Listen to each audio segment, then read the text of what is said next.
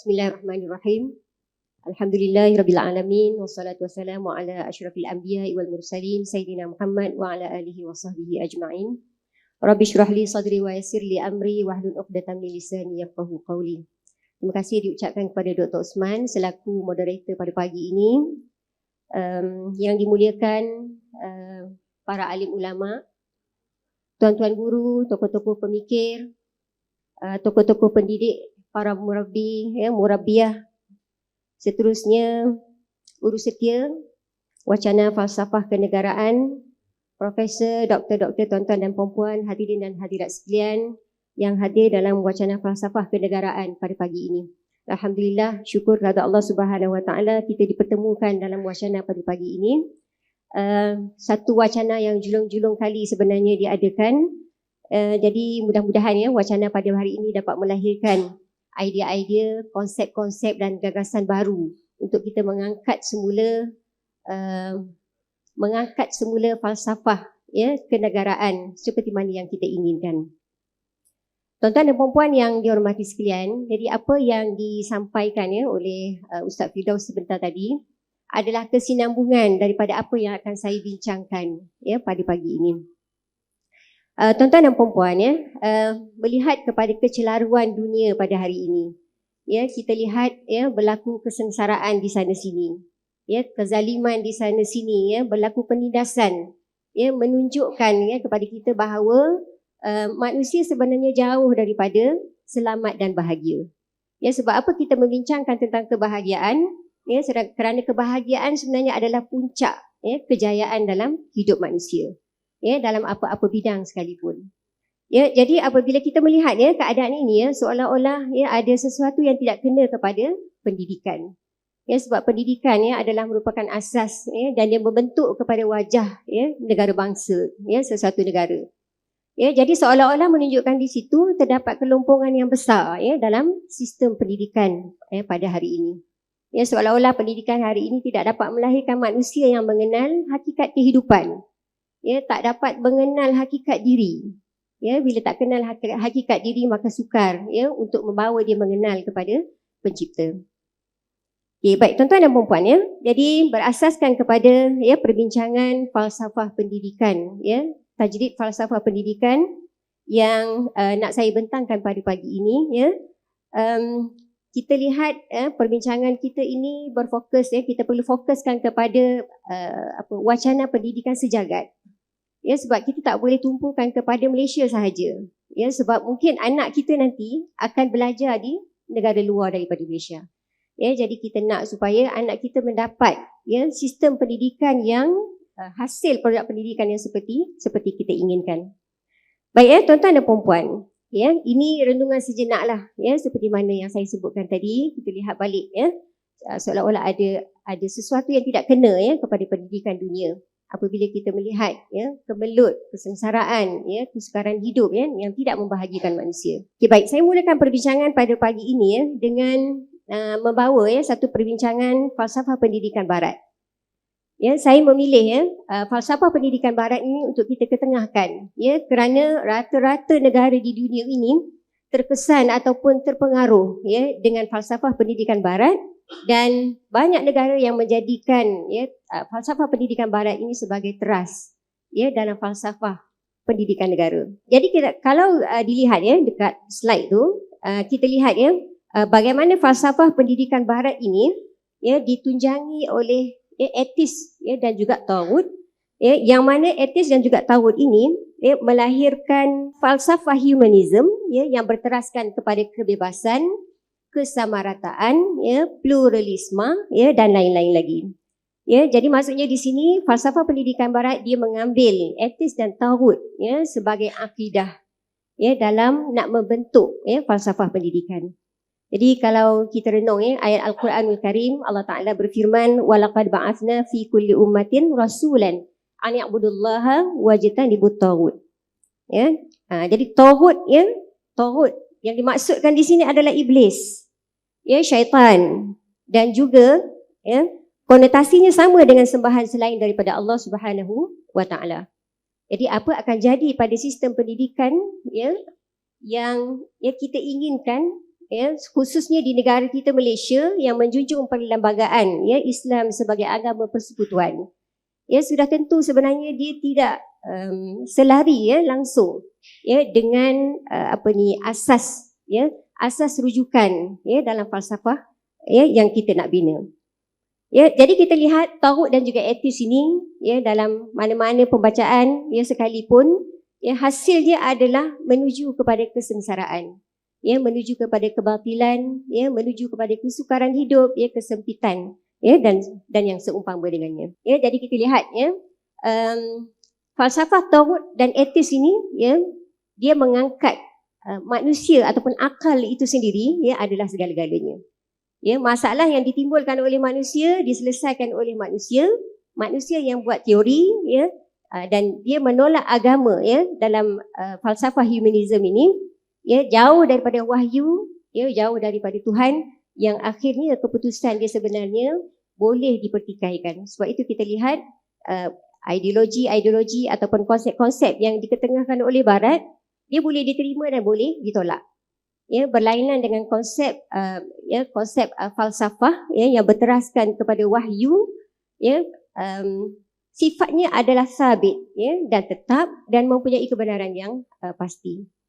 Jadi berlaku di sana kita lihat ya apabila berpaksikan kepada etis dan taghut berlaku di sana ketidaksepaduan epistemologi ilmu dalam sistem pendidikan barat yang mana banyak negara-negara ya mencedok konsep ini ya dan menjadikan asas dalam falsafah pendidikan negara. Okay, baik tuan-tuan dan puan-puan yang dihormati sekalian. Jadi kita perlu melihat ya realiti hari ini. Dan suka untuk saya sebutkan bahawa sebenarnya kita perlu telus dan jujur ya dalam melihat dan menilai ataupun menganalisa pendidikan kita pada hari ini. Jadi kita lihat ya kalau realiti pendidikan hari ini tidak lain dan tidak bukan ya apabila dia bertunjangkan kepada falsafah humanism maka secara tidak langsung dia telah membawa ataupun membentuk sistem dualisme ilmu dalam pendidikan atau disebut juga dengan dikotomi ilmu ataupun pemisahan di antara ilmu agama dan sains. Ada yang menyebut juga pemisahan di antara ilmu fardu ain dan fardu kifayah ya ataupun pemisahan di antara ilmu nakli dan juga akli. Ya, jadi keseimbangan ini sebenarnya penting untuk mewujudkan manusia yang seimbang.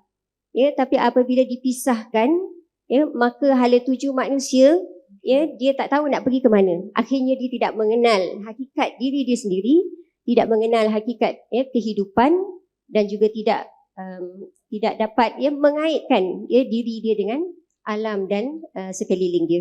Jadi kita lihat ya kat sini tuan-tuan dan puan-puan, jadi ilmu dunia akhirat ya.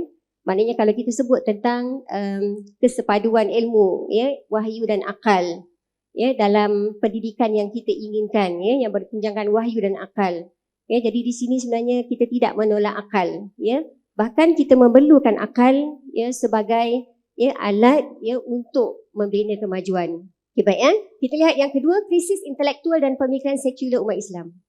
Jadi kalau jika humanism ya menjadi falsafah humanism menjadi rujukan ataupun falsafah negara sesebuah negara terbina di atas falsafah humanism ini, maka apa yang terhasil adalah pemikiran sekular dalam kalangan para intelektual.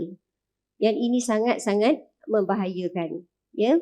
Bahkan ya sebenarnya kalau ya pendidikan yang bersifat sekular ini ya yang kita lihat di barat dia memang tidak membawa langsung kepada mengenal Tuhan. Ya, jadi adakah kita nak ya pendidikan dalam negara kita tu begitu? Ya, dan ini adalah salah satu daripada langkah ya untuk kita mencari penyelesaian bersama-sama. Ya, bagaimana kita nak bentuk ya pendidikan kita pada hari ini dan juga akan datang. Tuan-tuan dan puan-puan yang dihormati sekalian, seterusnya kita lihat ya pendidikan ni hanya memenuhi kehendak industri ya, tidak bebas ya membina potensi diri. Jadi kalau kita lihat dalam sistem pendidikan hari ini dia telah dipatternkan. Ya, kalau kita tidak mengikuti ya pattern tersebut, ya maka kita tidak ada value ya dalam kehidupan. Seolah-olahnya begitu. Ya, kita telah dipatternkan. Ya, jadi ini sebenarnya menyekat ya potensi diri manusia yang telah Allah Taala beri. Ya, saya terbaca ya dalam satu artikel ya mengenai dengan macam mana kehidupan masyarakat Melayu suatu ketika dahulu ya yang memang bakat genius ya, local genius itu sudah diberi ya oleh Allah Taala kepada orang Melayu. Ya, sebab itulah kita lihat ya orang Melayu pernah membina satu peradaban yang sangat-sangat hebat. Jadi local genius ini yang diberi yang Allah Taala beri kepada masyarakat Melayu pada ketika itu, ya, di mana masyarakat Melayu dia banyak belajar ya melalui sandaran kepada metafora. Ya, jadi dia banyak belajar melalui alam, ya, banyak belajar melalui alam. Dan apa yang dipelajari daripada alam itu diungkapkan ya dalam bahasa-bahasa yang indah. Sebab itu kita lihat bagaimana bahasa Melayu sangat kaya dengan peribahasa ya dan sebagainya.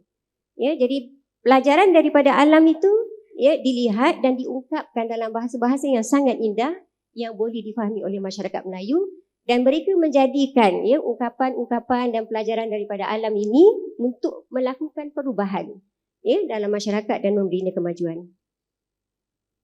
Kemudian kita lihat bagaimana hasil pendidikan yang mengangkat ya nilai-nilai komersial ya dan ini kita lihat ya bagaimana berlaku dalam pendidikan, bukan menganaktirikan ya, tetapi berlaku pengabaian ya satu ilmu berbanding dengan ilmu-ilmu yang lain. Dan kita lihat ya bagaimana ilmu-ilmu yang komersial ini apabila tidak komersial ya, dia seolah-olah tidak ada prospek masa depan dan tidak ada peluang berjaya. Itulah pendidikan hari ini ya, dia mengangkat bidang-bidang yang komersial ya untuk kepentingan industri. Kemudian kita lihat masalah sosial yang berterusan ya jauh daripada agama, dan akhir sekali kita lihat ya bagaimana pendidikan ini bukan digunakan untuk membina tamadun dan mengangkat kemuliaan insan. Ya, sebaliknya pendidikan ini digunakan untuk mengeksploitasi bidang-bidang tertentu seperti alam sekitar dan sebagainya ya untuk kejayaan ataupun kemewahan ya peribadi dan juga global. Bila kita lihat ya realiti yang sudah kita sebutkan sebentar tadi ya, kemudian bagaimana falsafah humanism yang melatari ya falsafah pendidikan kita lihat ya masa hadapan ya, kita lihat masa hadapan di mana falsafah yang membentuk sistem pendidikan hari ini ya sukar melahirkan insan yang benar-benar ya mengenal hakikat. Dia tak kenal diri ya, dia tak kenal alam sekeliling ya, dan akhirnya dia membentuk ya seorang insan yang tidak mempunyai hanya tuju dalam hidup. Dia tak tahu nak bawa diri dia itu ke mana. Itu sebab kita lihat hari ini ya anak-anak muda kan ya naik ke hulu ke hilir ya, naik motor berkumpulan ya, seolah-olah memang tidak ada matlamat hidup. Ya, jadi ini di antara kita kata realiti yang ada, dan kalau ya realiti ini ya dibiarkan tanpa kita buat perubahan, maka bagaimanakah ya masa hadapan yang boleh kita lihat hasil daripada produk-produk pendidikan. Baik, tuan-tuan dan puan-puan, ini jalan keluar juga ya, seperti mana yang Ustaz Firdaus sebut tadi ya, jalan keluar. Tuan-tuan dan puan-puan, kalau kita bincang ya tentang kesepaduan ilmu, tentang islamisasi ilmu ya dan sebagainya, sebenarnya telah banyak ya tokoh-tokoh yang membawa idea dan gagasan ya untuk memartabatkan ya pendidikan ini. Banyak pihak menyedari tentang ketidaksepaduan ilmu yang berlaku ya dan sebagainya. Banyak penulisan ya, jurnal-jurnal ya dan sebagainya telah ditulis ya. Dan saya rasa tuan-tuan dan puan-puan sangat pakar ya dalam pengetahuan tersebut. Tapi mengapakah ya idea-idea dan gagasan ini ya, islamisasi ilmu, kesepaduan ilmu, kurikulum bersepadu, dan ada juga konsep-konsep lain ya, multidisciplinary, interdisciplinary ya, dan juga apa yang disebut sebagai merentas kurikulum ya, ini semuanya adalah usaha-usaha untuk memastikan ya ilmu tu ya bersepadu ya dalam konteks yang bersepadu. Tapi kita lihat usaha-usaha ini ya sukar menemui jalan kejayaan ya, sukar. Jadi mengapakah sukar? Ya, kita kembalilah apa yang diulas oleh Ustaz Firdaus tadi. Kita perlu menyelesaikan masalah ini daripada masalah akarnya. Ya, daripada masalah asas ya yang mendasari falsafah pendidikan kita pada hari ini. Ya, jadi justru itu Jika kita nak perubahan ini berlaku, maka kita perlu merangka satu falsafah baru, falsafah pendidikan yang baru yang dapat semula meletakkan ilmu itu di tempatnya. Yang dapat melahirkan insan yang mengenal hakikat.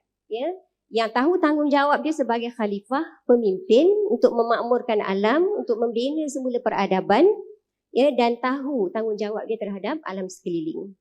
Jadi kita perlu mengangkat satu falsafah baru, supaya sistem yang lahir, nilai, apa yang kita kata, kita boleh mendefinisikan semula ontologi dan juga aksiologi, kepada satu hasil yang baru, demi untuk memartabatkan semula umat ini. Jadi tuan-tuan dan puan-puan, mungkin tuan-tuan dan puan-puan melihat ada sedikit perbezaan di situlah perbezaan dengan apa yang ada di buku lah Okey, baik. Ini adalah satu cadangan falsafah pendidikan insaniah. Jadi falsafah ini masih boleh dibahaskan, terbuka untuk memberi idea dan pandangan. Dan kami sebenarnya sangat mengalu-alukan idea dan pandangan daripada tokoh-tokoh pakar-pakar sekalian. Falsafah pendidikan insaniah boleh saya sebutkan sebagai jaminan hak dan kebebasan manusia untuk mencapai hakikat kesempurnaan insan. Seterusnya memiliki keupayaan mencipta kejayaan berasaskan kecenderungan yang diinginkan. Insan yang memahami hakikat adalah pemimpin yang boleh melaksanakan taklif dan tanggungjawab, membangunkan peradaban dan bukan menjadi alat yang boleh dieksploitasi demi keuntungan pihak tertentu. Jadi kalau melihat kepada falsafah pendidikan insaniah ini, falsafah pendidikan insaniah ini berdiri di atas kesepaduan epistemologi ilmu, di mana wahyu dan akal menjadi tapak yang paling kukuh, yang paling asas dalam membahaskan tentang epistemologi ilmu, falsafah pendidikan insaniah. Ini adalah kerangka epistemologi ilmu yang mendukung falsafah pendidikan insaniah. Di mana kita lihat wahyu dan akal dia akan mentafsirkan kewujudan dan dia akan melahirkan satu pegangan terhadap akidah.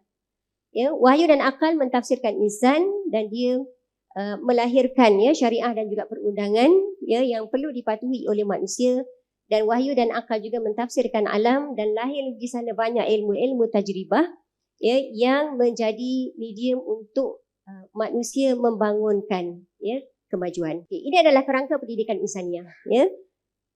Kerangka pendidikan insaniah yang dibangunkan ini adalah berdiri di atas kesepaduan ilmu di antara kombinasi wahyu dan juga akal. Wahyu dan juga akal. Jadi keseimbangan ini sangat penting untuk mewujudkan manusia yang seimbang dan bersepadu. Jadi kalau kita lihat balik sejarah-sejarah kegemilangan tokoh-tokoh pendidikan kita soal Islam satu ketika dahulu Ibn Hayyan, Ibn Khaldun, dan lain-lain lagi lah yang memang dalam pemikiran kita. Kita melihat bagaimana mereka bukan menguasai satu bidang ilmu, tetapi menguasai banyak bidang ilmu. Dan ini adalah sebenarnya hasil daripada kesepaduan ilmu yang berteraskan kepada wahyu dan akal yang akhirnya membawa kepada kesempurnaan insan itu sendiri. Okay, sedikit rumusan yang boleh saya buat di akhir pembentangan ini. Kita lihat yang pertama adalah falsafah pendidikan sebuah negara perlu bebas daripada kerangka falsafah pendidikan barat yang berteraskan humanism. Kita perlu keluar daripada kerangka falsafah tersebut. Manakala dualisme ilmu perlu disingkirkan daripada kerangka pendidikan sebuah negara. Dua, kesepaduan ilmu penting untuk melahirkan insan yang tinggi jati diri, memahami hakikat ilmu dan hala tuju kehidupan, dan sentiasa berusaha meningkatkan potensi diri dalam apa juga bidang. Tiga, falsafah pendidikan insaniah yang bersepadu perlu dibangunkan bagi melahirkan insan yang mampu memacu peradaban, seterusnya menamatkan kemelut permasalahan dunia. Dan yang terakhir, pendidikan insaniah mengangkat insaniatul insan, membebaskan manusia daripada kongkongan taghut, membangunkan kesempurnaan bagi mengecapi kebahagiaan dunia dan juga akhirat. Jadi setakat dulu, itu dulu perbentangan saya. Terima kasih. Assalamualaikum warahmatullahi wabarakatuh, dan saya kembalikan kepada Dr. Osman.